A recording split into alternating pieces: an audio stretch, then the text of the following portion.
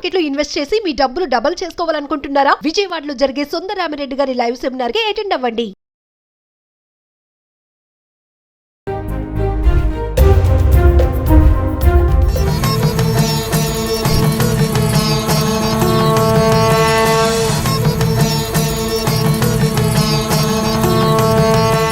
నమస్తే, welcome to Suman TV. ప్రస్తుతం మనతో పాటు ఉన్నారు పబ్లిక్ స్పీకర్ రజనీరమ్మ గారు. నమస్తే మ్యామ్. నమస్తే నవీన.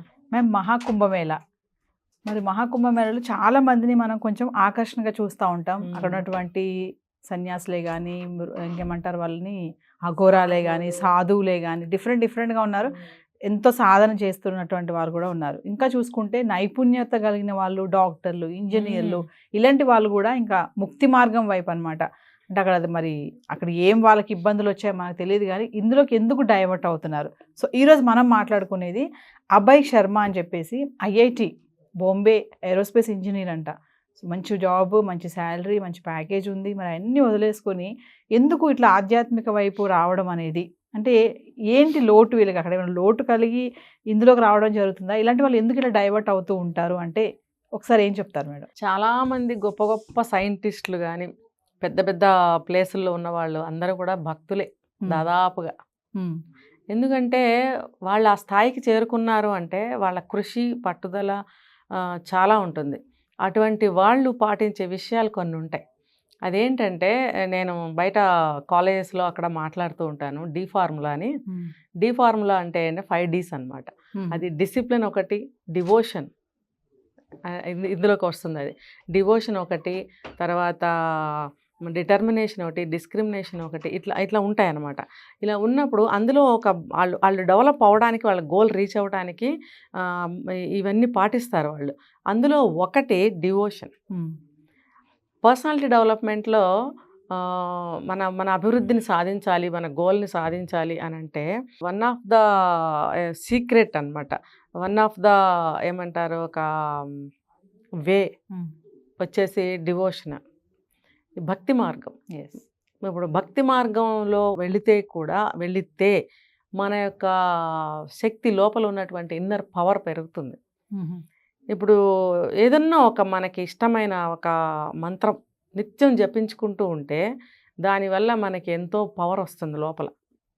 అంటే మనకి ఇప్పుడు ఏదన్నా జరిగిపోతుందా, అవ్వంది ఏదన్నా అయిపోతుందా, అట్లా కాదు. మనలో ఉన్నటువంటి ఒక పవర్ పెరుగుతుంది. అది స్పిరిచువల్ పవర్ అనేది వస్తుంది అనమాట.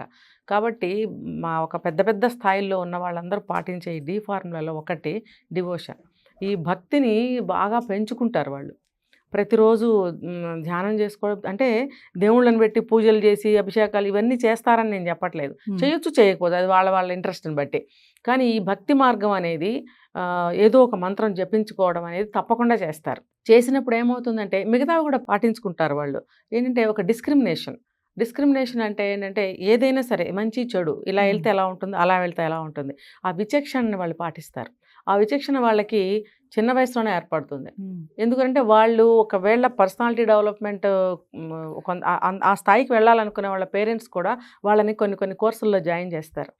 చేసినప్పుడు అది పర్సనాలిటీ డెవలప్మెంట్లో ఏం చెప్తారంటే 14-15 ఏళ్ళు వయసు వచ్చేటప్పటికే వాళ్ళకి విచక్షణ జ్ఞానాన్ని కలిగి ఉండే విధంగా వాళ్ళని కోచ్ చేస్తారు. వాళ్ళకి ఆ రకమైనటువంటి ట్రైన్ చేస్తారు.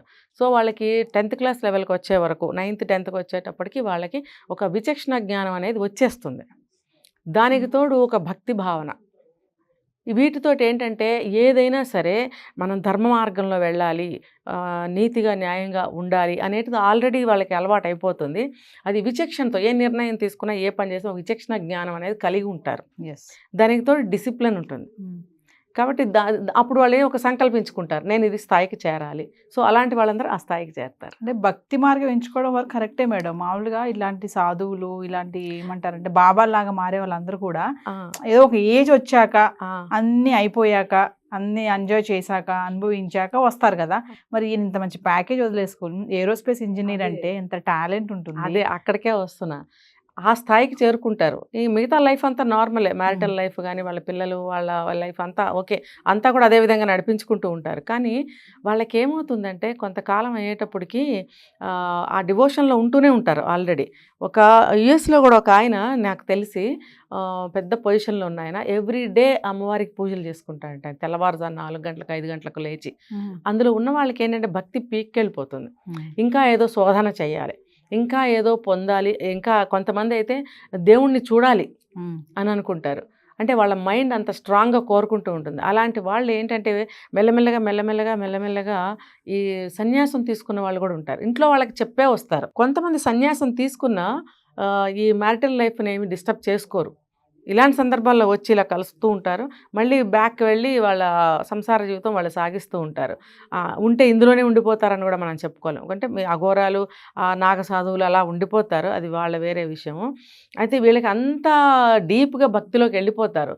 ఈ అఘోరాలు కూడా చూడండి, శివతాండవం చేసి మేమే శివుళ్ళం అని ఫీల్ అవుతారు. రకరకాల వేషధారణలు, విగ్గులు అవన్నీ పెట్టేసుకుని ఇది జటలు తగిలించుకుని వాళ్ళు డ్యాన్సులు నృత్యాలు చేయటం అనేది ఇవన్నీ మనం చూస్తాం. ఎందుకంటే వాళ్ళు అంత లీనమైపోతారు, అంత నమ్మకం ఇంకా ఉండదు అక్కడ, వాళ్ళు లీనమైపోతారు అంతే. ఆ లీనమైపోయి అంత భక్తిలో ఉండి వాళ్ళ పరవశం అనమాట. వాళ్ళకి ఎంతో ఇష్టమైన ఇది వాళ్ళకి అది అందులో చేరటం అనేది, అంత డీప్ భక్తిలోకి వెళ్ళిపోతారు. కాబట్టే వాళ్ళు ఏమీ మానరు. మళ్ళీ చూడండి, లేడీస్ ఉన్నారు ఇందులో, వాళ్ళు బ్రహ్మాండమైన బట్టలు కట్టుకుంటారు, లిప్స్టిక్లు వేసుకుంటారు, మంచి బ్యూటీ ఇదంతా చేసుకుంటారు, కానీ భక్తి. ఒక ఆవిడ గురించి మొన్న చూశాను, ఆవిడ స్పర్శ తగిలితేనే పక్షులు జంతువులు పులకించిపోతాయంట. మరి ఆవిడలో దైవత్వం వచ్చేసింది. వచ్చినంత మాత్రాన్ని షోకు చేసుకోవాలని ఏం లేదు కదా, మేకప్ చేసుకోవాలనేది ఏం లేదు కదా, ఇదే అదే. ఇప్పుడు బ్రహ్మాండమైన పూజలు చేస్తారు, ఏడు మొహంతో కూర్చొని పాత బట్టలు కట్టుకుని చేయాలని ఏం లేదు కదా. భక్తిలో ఏం చెప్తారంటే చాలా ఆనందంగా ఉండమని చెప్తారు. ఒక అమ్మవారి పూజ చేసేటప్పుడు అమ్మవారిలాగా తయారవమంటారు, అలా తయారయ్యి ఆనంద పారవస్యంతో పూజలు చేయమంటారు. అందుకనే ఇలాంటి వాళ్ళు అలా మేకప్లు వేసుకుంటారు. ఇప్పుడు అఘోరాలు కానీ సాధువులు కానీ వాళ్ళు లిప్స్టిక్లు కాటుకలు ఇవన్నీ పెట్టుకుంటారు. ఎందుకు? అదొక భాగం, భక్తిలో ఒక భాగం అన్నమాట అది. సో వీళ్ళు ఇలా ఉన్నా సరే అందులోకి వెళ్తారు, అందులోకి వెళ్ళినా సరే ఇలా ఉంటారు, వాళ్ళకి అది ఇష్టం. ఇంకొకటి నేను ఈ సందర్భంగా చెప్తా, ఒక ఆయన ఆస్ట్రేలియాలో ఒక పెద్ద సైంటిస్టు, ప్రహ్లాద శాస్త్రి గారు అని చెప్పి ఒక ఆయన, చాలా పెద్ద సైంటిస్టు. ఆయనకి ఎవ్రీడే, ఆయన భక్తుడే, పూజలు చేసుకుంటూ ఉంటారు. ఎవ్రీడే ఆయనకి కలలో సాక్షాత్కారం జరిగేదంట. ఒక అమ్మవారు రావడము, నేను అక్కడ ఉన్నాను, తీసి ప్రతిష్ఠించమని చెప్పడము. ఇలా జరిగినప్పుడు ఏంటి ఇలా జరుగుతుందని చాలా సంవత్సరాలు పట్టించుకోలేదు. ఆయన బాగా పెద్ద వయసు వచ్చే వరకు కూడా పట్టించుకోలేదు. తర్వాత వచ్చి ఆ ప్లేస్లో కూర్చుని ధ్యానం చేసుకునేవారంట. ధ్యానం చేసుకున్నప్పుడు కూడా ఆయనకి అలాగ అనిపించేదంట. తర్వాత ఆ భూమిలో తవ్వాలి తీయాలి అని అంటే అది అంత సాధ్యమైన విషయం కాదు. ఎంతో ఫండ్స్ కావాలి, మనకి సపోర్ట్, పబ్లిక్ సపోర్ట్ కావాలి, లేబర్ కావాలి, ఎంతో కావాలి. ఇంకా ఆయన ఎప్పుడు కూడా ఇలాగే ఆయనకి కళలు రావటము ఇలా డిస్టర్బ్ అవుతుంది. ఆయన సైంటిస్ట్ కదా, సరే పబ్లిక్కి చెప్పడం జరిగింది. చెప్పినప్పుడు చాలామంది సహకరించడం వల్ల ఏం జరిగింది, ఫండ్స్ ఇచ్చారు. ఫండ్స్ ఇచ్చి తవ్వకాలు స్టార్ట్ చేసినప్పుడు పెద్ద శ్రీచక్రం నిజంగానే బయటపడిందంట. బయటపడినప్పుడు ఆయన భక్తుడే, అటు చూస్తే సైంటిస్టే, కానీ ఇందులోకి ఇలా ఆయన లైఫ్లో జరుగుతుందని ఆయన ఎప్పుడు ఊహించలేదు. సరే తవ్వారు, దానికి చాలా పెద్ద టెంపుల్ కట్టారు. ఇది విశాఖపట్నం దగ్గర దేవీపురం అని చెప్పి ఇప్పటికీ కూడా బాగా వెలుగొందుతుంది. చాలా బాగుంటుంది ఆ గుడి. అయితే అది ఎందుకు చెప్తున్నానంటే, అది తీశారు, ప్రతిష్ట చేశారు, స్వయంభూ అనమాట. అక్కడ ఇప్పటికి వచ్చి చాలామంది భక్తులు అక్కడికి వచ్చి వాళ్ళు పూజలు చేసుకోవడము, వాళ్ళ కోరికలు నెరవేరటము, తర్వాత అందులో లీనమైపోవడం. ఈయన వచ్చేసి ఆస్ట్రేలియాలో ఆయన ఇదంతా జాబ్ వదిలేసి ఇక్కడికి వచ్చేసి సన్యాసంగా ఉండిపోయి, భార్య ఉన్నారు, ఇద్దరూ కలిసి అందులో ఉండిపోయారు. అంటే ప్రత్యేకంగా కాషాయం కట్టుకుని సాధువుల్లో కలిసిపోవక్కర్లేదు, ఇది కూడా అన్నమాట. అది ఏంటంటే ఆ భక్తితత్వం అనేది అందులో లీనమైపోయేలాగా చేస్తుంది. అలాగే ఇప్పుడు అభయ్ శర్మ కూడా ఎయిర్ ఫోర్స్లో ఇంజనీరు. అయితే ఆయన అంటున్నారు మేడం, ఐఐటి బాబా అభయ్ శర్మ ఏమంటున్నారంటే సైన్స్ ద్వారా కూడా ఆధ్యాత్మికతను ఎక్కువగా ఆస్వాదించవచ్చు అని అంటున్నారు. అంటే ఖచ్చితంగా ఇప్పుడు సైంటిఫిక్గా ఏంటంటే ఇప్పుడు నేను ఇందాక చెప్పిన కేసు ఒకటి, ఆయన మనసులో ఎప్పుడు అటువంటి ఆలోచనలు వచ్చేవట, దానికి తగ్గట్టు కళలు రావటము, ఆయన వచ్చి తవ్వకాలు జరిపించడము, ఇవన్నీ కూడా. ఇంకొకటి ఏంటంటే ఆ ఇంట్రెస్ట్ అనేది ఇంకా పెరుగుతూ ఉంటుంది. మన పురావస్తు తవ్వకాల్లో కూడా ఎన్నో మన గుళ్ళు గోపురాలు బయట పడ్డాయి చూసారా, ద్వారకా ఒకటి, కాశీలో కూడా ఎన్నో గుళ్ళు, ఇలాంటి వాటిల్లో కూడా బాగా ఇంట్రెస్ట్ కలుగుతుంది వీళ్ళకి. ఇంకొకటి ఏంటంటే అందులో వెళ్ళే కొద్దీ అదే ఇంట్రెస్ట్ అనిపిస్తుంది. చదువు ఉద్యోగాల కంటే కూడా ఇంకా ఏదో శోధించాలి, ఇంకా ఏదో తెలుసుకోవాలి అని ఒక తపన పెరిగిపోతుంది అనమాట. పెరిగిపోయి ఈ సైంటిఫిక్ పరంగా మనం ఏమన్నా దీన్ని ఇంకా శోధించచ్చా అనే ఆలోచనలు కూడా వస్తాయి.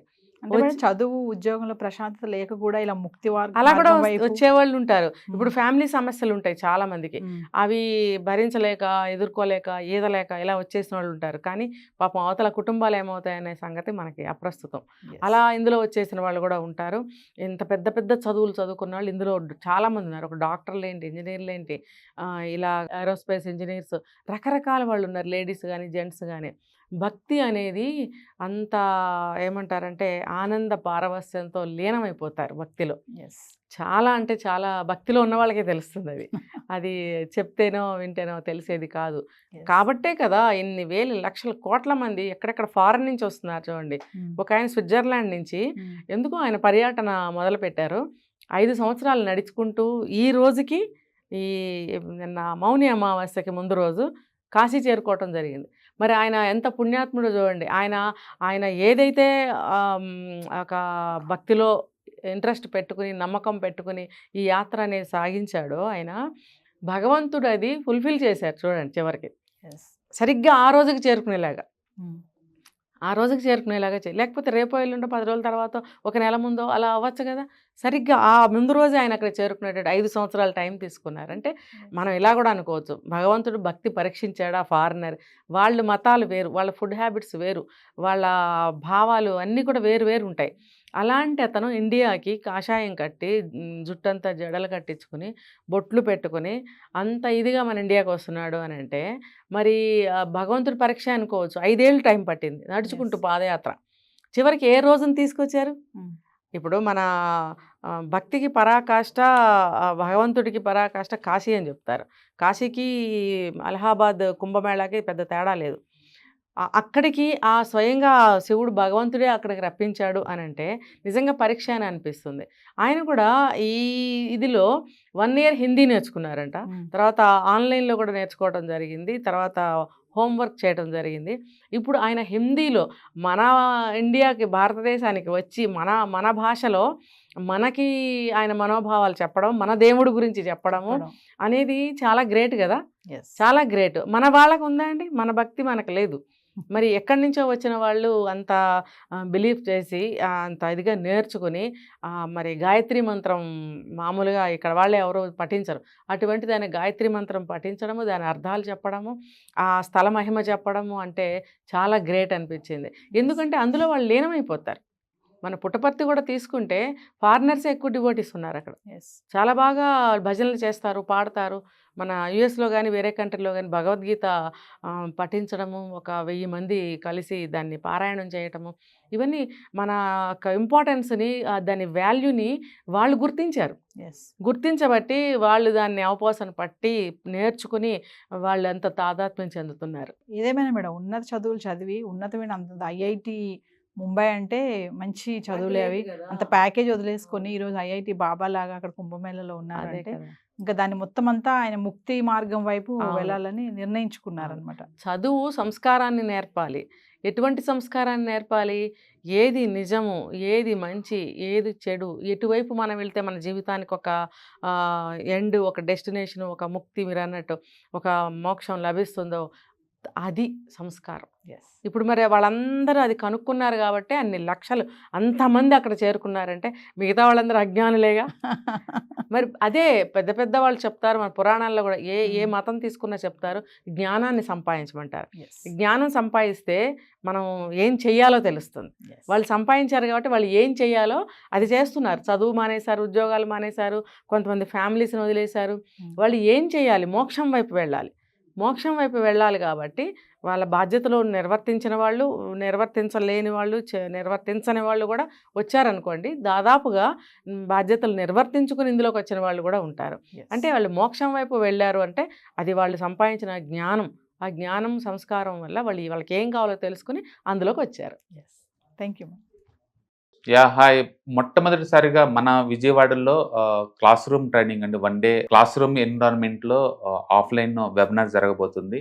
అండ్ ఇంట్రెస్ట్ ఉన్న పార్టిసిపెంట్స్ ఈ కింద స్కూల్ అవుతున్న నెంబర్కి రింగ్ చేసుకొని సీట్ బుక్ చేసుకోండి. దీంట్లో ETFs, index funds and mutual funds మీద completely and hand holding experience మీకు ప్రొవైడ్ చేయబడుతుంది.